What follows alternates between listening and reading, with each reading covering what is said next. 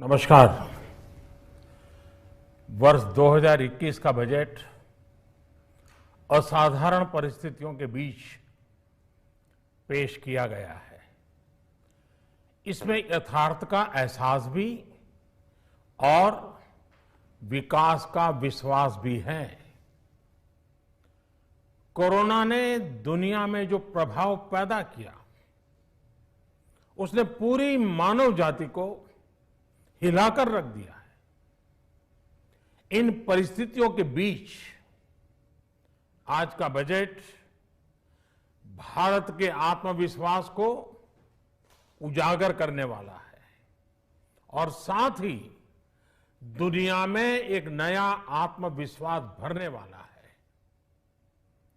आज के बजट में आत्मनिर्भरता का विजन भी है और हर नागरिक, हर वर्ग का समावेश भी है। हम इस बजट में जिन सिद्धांतों को लेकर चले हैं वो हैं ग्रोथ के लिए नए अवसरों, नई संभावनाओं का विस्तार करना, युवाओं के लिए नए अवसरों का निर्माण करना, मानव संसाधन को एक नया आयाम देना, इंफ्रास्ट्रक्चर निर्माण के लिए नए नए क्षेत्रों को विकसित करना, आधुनिकता की तरफ आगे बढ़ना, नए सुधार लाना। साथियों, नियमों और प्रक्रियाओं को सरल बनाकर आम लोगों के जीवन में ईज ऑफ लिविंग को बढ़ाने पर इस बजट में जोर दिया गया है। ये बजट इंडिविजुअल्स, इन्वेस्टर्स, इंडस्ट्री और साथ ही इंफ्रास्ट्रक्चर सेक्टर में बहुत सकारात्मक बदलाव लाएगा। मैं इसके लिए देश की वित्त मंत्री निर्मला जी को और उनके साथी मंत्री अनुराग जी और उनकी टीम को बहुत बहुत बधाई देता हूं। साथियों, ऐसे बजट देखने को कम ही मिलते हैं जिसमें शुरू के 1-2 घंटों में ही इतने सकारात्मक रिस्पांस आए।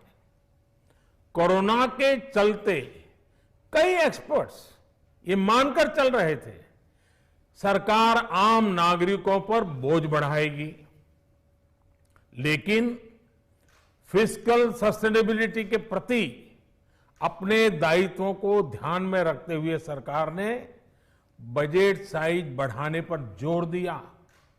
हमारी सरकार ने निरंतर प्रयास किया है कि बजट ट्रांसपेरेंट होना चाहिए। मुझे खुशी है कि आज अनेक विद्वानों ने इस बजट की ट्रांसपेरेंसी की सराहना की है।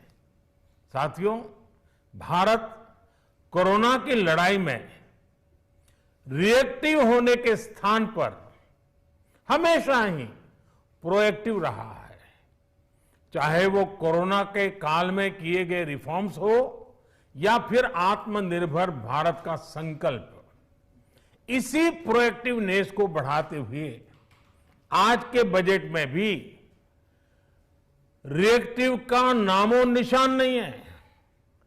साथ ही हम एक्टिव पर, स्टेटस को पर भी अटके नहीं हैं और हमने इस बजट में भी प्रोएक्टिव बजट देकर के देश के सामने प्रोएक्टिव होने का संदेश दिया है।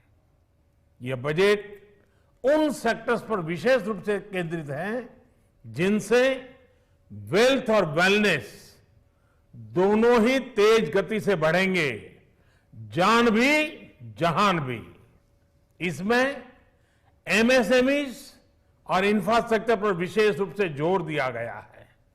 इसी तरह ये बजट जिस तरह से हेल्थ केयर पर केंद्रित है वो भी अभूतपूर्व है।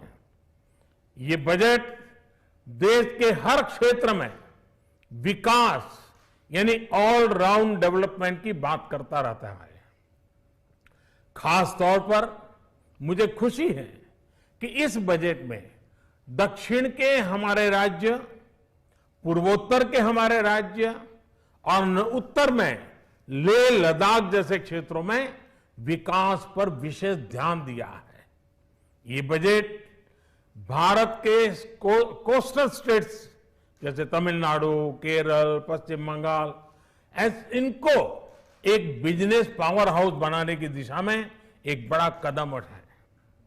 नॉर्थ ईस्ट के राज्य जैसे असम के अनएक्सप्लोर्ड पोटेंशियल को टैप करने में बजट बहुत बड़ी मदद करेगा।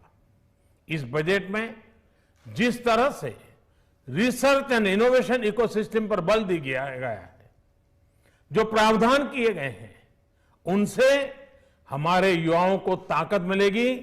भारत उज्जवल भविष्य के लिए बहुत ठोस कदम रखेगा। साथियों, देश के सामान्य मानवी का, महिलाओं का जीवन आसान बनाने के लिए उनके स्वास्थ्य, स्वच्छता, पोषण, शुद्ध जल और अवसरों की समानता, इस पर इस बजट में विशेष बल दिया गया है। बजट में इंफ्रास्ट्रक्चर पर खर्च में अभूतपूर्व वृद्धि के साथ साथ कई व्यवस्थागत सुधार किए गए हैं, जिसका बहुत बड़ा फायदा देश में ग्रोथ और जॉब क्रिएशन, रोजगार के लिए बहुत लाभ होगा। देश में एग्रीकल्चर सेक्टर को मजबूती देने के लिए, किसानों की आय बढ़ाने के लिए इस पर बजट में बहुत जोर दिया गया है। कई प्रावधान किए गए हैं। एग्रीकल्चर सेक्टर में किसानों को और आसानी से और ज्यादा ऋण मिल सकेगा। देश की मंडियों को यानी एपीएमसी को और मजबूत करने के लिए, सशक्त करने के लिए एग्रीकल्चर इंफ्रास्ट्रक्चर फंड से मदद का प्रावधान किया गया है। ये सब निर्णय ये दिखाते हैं कि इस बजट के दिल में गांव है, हमारे किसान है।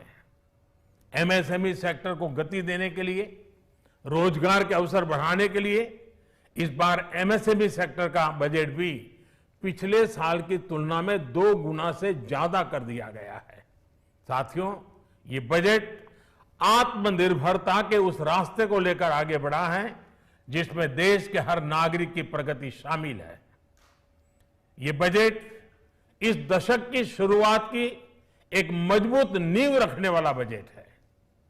सभी देशवासियों को आत्मनिर्भर भारत के इस महत्वपूर्ण बजट के लिए मैं बहुत बहुत शुभकामनाएं देता हूं। फिर से एक बार वित्त मंत्री जी और उनकी टीम को बहुत बहुत अभिनंदन करता हूं, धन्यवाद करता हूं।